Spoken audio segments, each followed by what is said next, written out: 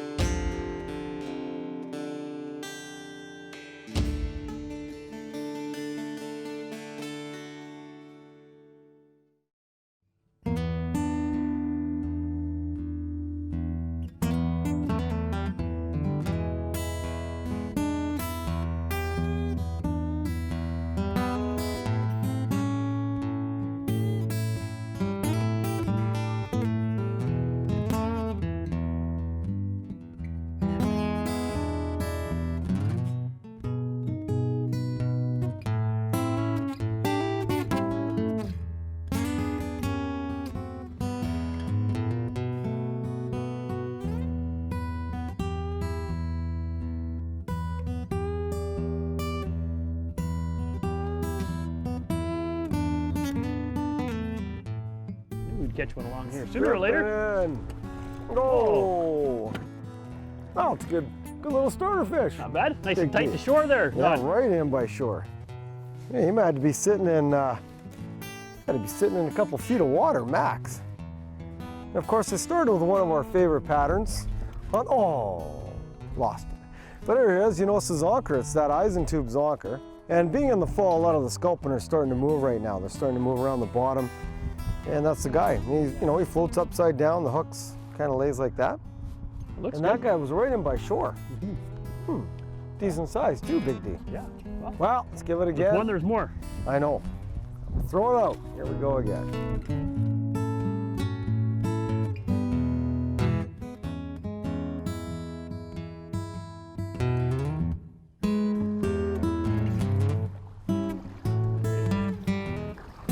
Beautiful. You're in the zone. There we go. Oh, yeah. Whoa. Oh, another. Well, he's a little smaller than the last one, Don. I know. But it's still picking nice. him up anyways. Yeah. I'll show everybody what we're doing, because really, I'm just, look at that. Just great fish. It's great this time of year. The water's cooled down to about 54 Fahrenheit. Nice and cool. The fish have all started to slide in these runs. We're fishing about 3-4 feet of water. Not even, probably 3 feet of water. And they all slide out of the deeper holes into these runs.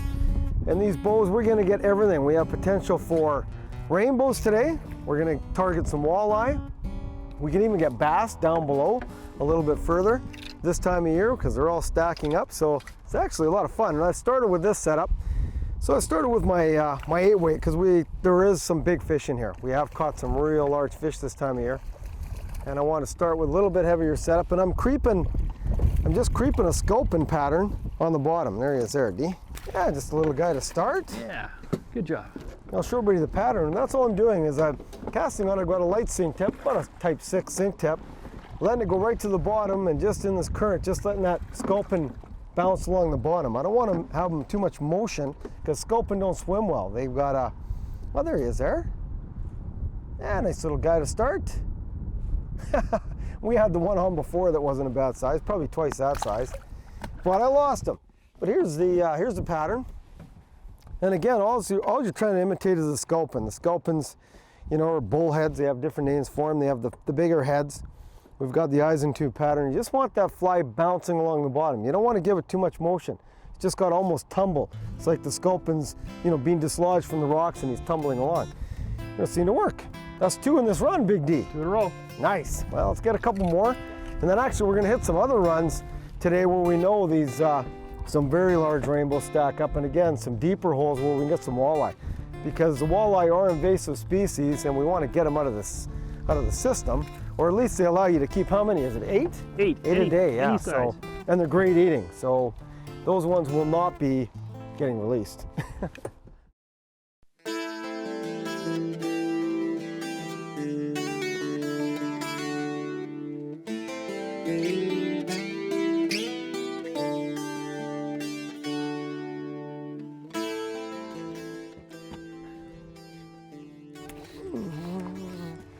they're probably sitting way out in the middle here They slid too. out a little bit, not far, yeah. maybe 20 feet. Yeah, I know, but that's them up. it. Hey, it's just so shallow now. This water is extremely shallow. You notice with the wind, nice fish. Whoa. The wind, it's hard to read the seams. It is. It's all ripply. It's a nice fish. Yeah. Man. Had to go bigger. I had to put on the big Okay. Columbia River bugger because they were sitting a little bit faster water. You know, we Right. were getting down to those smaller ones by shore, Mm-hmm. but you can see how fast this water is. I mean, it's cooking pretty good, and it wasn't getting down there, so I had to put on a little bit bigger fly and go with my full sink line. Well, it's a good choice. You hook the bottom a little bit, but Yeah. at least you know you're in the zone. Exactly, and that's the thing. You got to adapt to the situation. So I'll show you the 3 rod setups we have a little bit later, and they're very important to have when you're out here because you never know what you're going to run into. I think I'm better off on this side, Big D, Okay. because this current is just flying. You know, and he's pretty good size. Try to bring him up. Oh, there he is there. There's a nice one. Yeah. Well, I'll show everybody the fly after, but yeah, I've had to go to the big Columbia River bugger. It's amazing. You want me to hold the net, or are you all right there? I think I'm okay, Don. All right.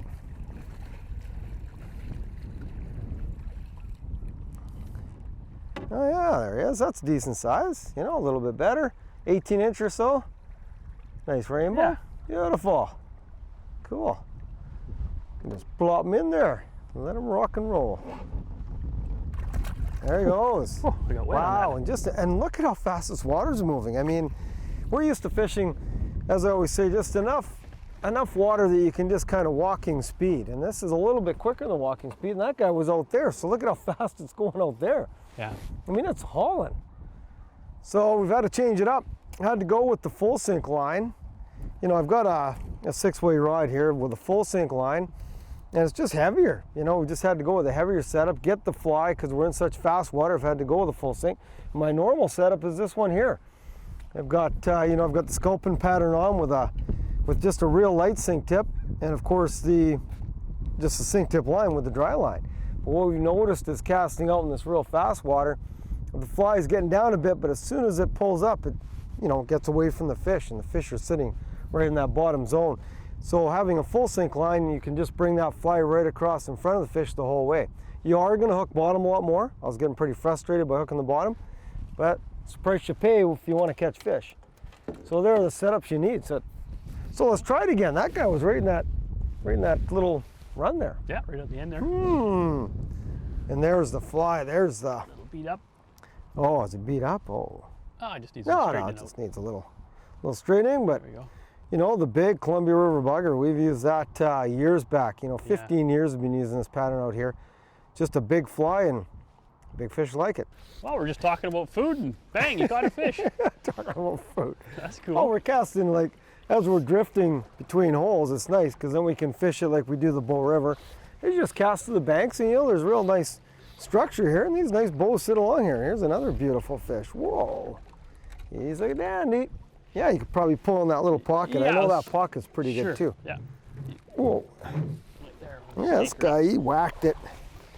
And they'll start doing that. They'll start stacking up, waiting for the October caddis to come off, which is a real nice big caddis fly that hatches in October and November.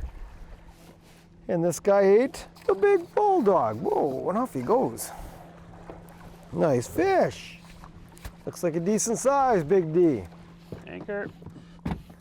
And you know, the nice thing is you might as well fish. If you're going, you know, if you're drifting along. Yeah, if you're you might as- transporting. Yeah, it's nice. You kept me close to shore. And you might as well cast because there's a lot of nice fish that sit along those shorelines, and You're rewarded. you get rewarded. Ooh, and this guy's just on the lip. He's a nice one. Yeah, another nice size. Oh, Yeah, yeah. he's in the net. There he There is. is there another nice one. So again, what's that guy? Probably 20 inches or so again. Sure. About the same size we're getting. Yeah, and Ah, he's fun gone. rainbow though. And again on the Columbia River bugger, we got another boat drifting down. But that just shows you when you're on the drift, it's real nice to do that. Hey, Big D, it's It nice is. to keep it close to shore. And Sure, you're transporting to hole or run Yeah. to run. I mean, it's all pretty good water, especially with this water being low like this. It's pretty slack, and you still Yeah. got some current to float along with. Yeah, and Might as all- well utilize it. Exactly. And all I'm doing is just casting again straight into shore, stripping the bugger back, and keeping it high in the water column because you're only fishing a couple feet of water. That's right. Excellent. Well, you know what surprised me though today is we haven't got any walleye yet. you know, this is the time of year when you go and get bags and bags, literally. If you like fish, walleye, some of the best eating whitefish you're gonna have. And this is the time of year we normally come out and really do well with the walleye, but it's been all rainbow so far. So far. And, you know, we're probably a third of the way down and it's just rainbows. Yeah. But you know, we've got some other holes coming up for the walleye, so we'll see. Real good hole up. And this is typically one of our, what, 4-hour drift, we'd call this? Yeah, you know, it's not an all-day all-day drift. We're just out for 4 hours here. I know, but it's awesome. You're going to good. usually catch like 10, 12 rainbow. Yeah. Usually we got our 5-day walleye. We usually limit out with the walleye. That's right. So I don't know what, maybe it's too low for the walleye, who knows? They're not hungry. You never know. Well, let's get cranked up. I know we got another pocket around the corner here. Okay. So let's do it. Okay.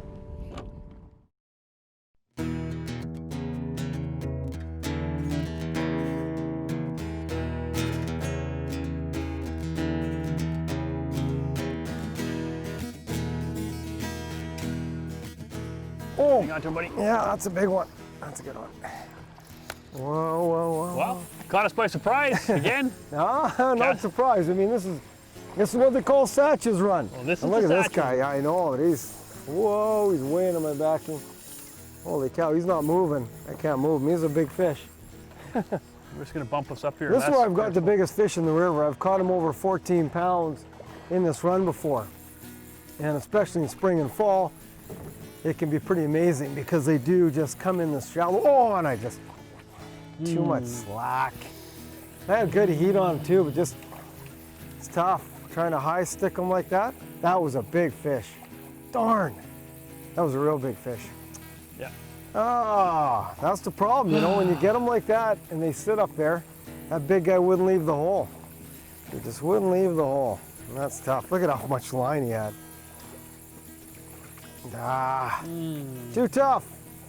Oh well, that was one of the big guys. That was, I don't know how big he was, but he was pretty hefty. Look at how much line he took. All the way, ran right back into that seam. Look at this. That's too bad. Oh, I know. I'm just wondering if he busted me off because I had a lot of heat on him. No. No, he just spit it. Look at that. Tragic. Sad. Oh, can you see how size him when he jumped? Oh yeah. It's one of the big boys. Yeah. That's the problem when they go in that, right in the back end of that little seam, like 2 feet of water. It's got the head down. It's too tough. Had so much heat on him and he just wouldn't move. He just went and sat in that pocket. But now we've got this whole run to fish. But you see where he's sitting? Yeah. Like again, 2 feet of water, I cast ashore, bam, just smoked it. So I don't know if we're better off casting in or casting out. I mean, I've always got the biggest ones casting out, but that guy, man. Oh, look at Big D's depressed. Don't know what to say.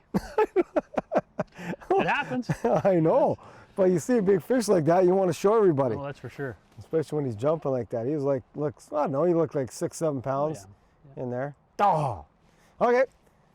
Keep fishing. Got to clutch up, man. Got to suck it up. Sometimes you lose them. It happens. Even to the best He's of them. depressed. They'll be in here. I'll get them along this edge.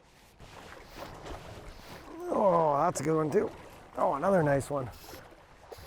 Whoa, there he goes. Oh, it's not as near as big as the last one, but he's a nice one, Big D. Yep. Again, right in there. We're just attacking. Oh, there he is there. Nice one. And just sitting right in this stuff. Look at how shallow, like 2 feet of water. Just sitting in by shore. And a lot of people will actually go right over this water and they'll be casting out.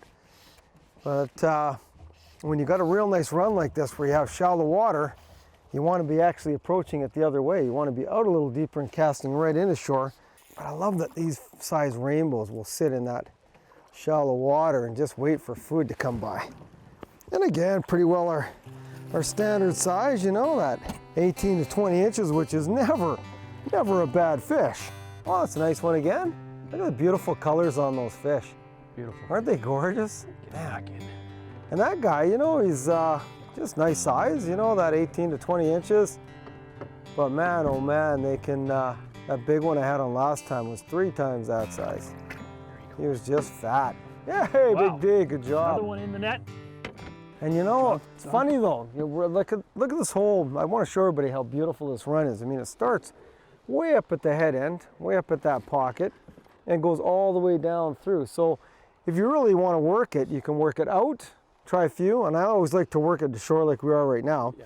And the one fish I had on was, you know, close to 7, probably bigger, real fat, and they'll sit right in the shallow water. So don't ignore the shallow water, right? Exactly. As you're drifting by, target, cast ashore, and then strip right away, because I am using a full sink. I don't like the sink tips only because the sink tip sinks, the fly's down, but it always brings the fly up. I like the full sink because it keeps it on the bottom in front of those fish. Were you catching them right at the tail swing? Or? Yeah, right as I just cast in, it plops. I give it a few strips so it's coming out of the shallows, and those rainbows are seeing it. And we're gonna work it all the way down. I mean, we haven't even got to the good hole where I've got those big boys. This big flat here, big area. I want the one over 10 pounds. We've caught them before. They're pretty rare, but we've caught them before, you know, when we've been fishing out for fun. Yeah. But I want to catch one for the show. That would be nice. So put me in the right position. Let's catch one. What's next? That's next. Excellent. Okay. Sport Fishing on the Fly is brought to you by Islander Precision Reels, Mountain Valley Sports Fishing and Tours, and Maui Jim Sunglasses.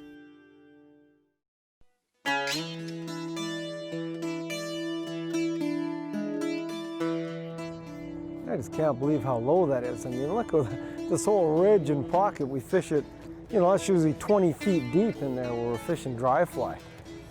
It's just crazy. It's awesome. Oh, that's better size. Oh, look at this guy spinning. That's a nice one. Awesome. Oh, wow. Good job. Another nice one. Oh, man. Beautiful fish. Oh.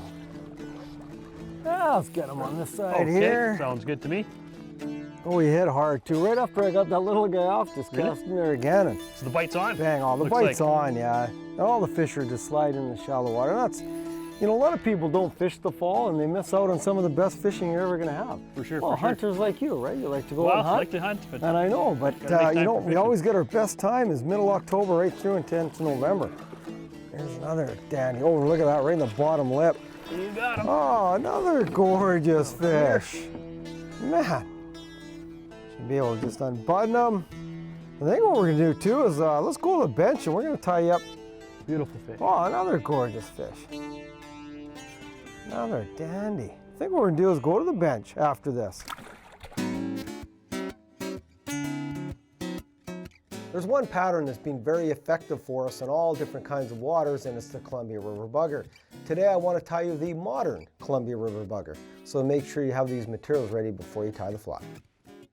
For the hook, we'll use a size 6 4x long streamer, some 6/0 black thread to tie with, some .025 lead-free wire for the weight, some Charisse black marabou for the tail, some small pearl black estes for the body, a natural brown saddle hackle for the hackle, and some medium copper wire for the rib. So to start the fly off, before I put my thread on, I'm going to take my .025 lead-free wire, and I just want to get some weight on this pattern. Mainly because it is a river pattern, we want it down deep. And just keep wrapping it forward once through. I'm going to probably use up about 2/3 of the hook. Leave a little room by your eye. Make sure it's all stacked together, and then I go back over it once, just near the head, about 7 or 8 wraps. And then pull off my wire. Now that I have the body built up with the weight, I'm going to put on my black thread, take a few wraps near the eyelet just to wrap it in. And then what I'm going to do is just wrap my thread back to my tail and go over the body a little bit, tie in some of that wire so it's not going to move at all. So I form a little dam at the back of the wire. Just keep building up the thread there so it's not going to move when you tie in the body. And then move it back up to the front and do the same there. Tie a little dam near just behind the eyelet so your lead can't move. And then finish off, move your thread to the tail end of the hook to tie in your tail.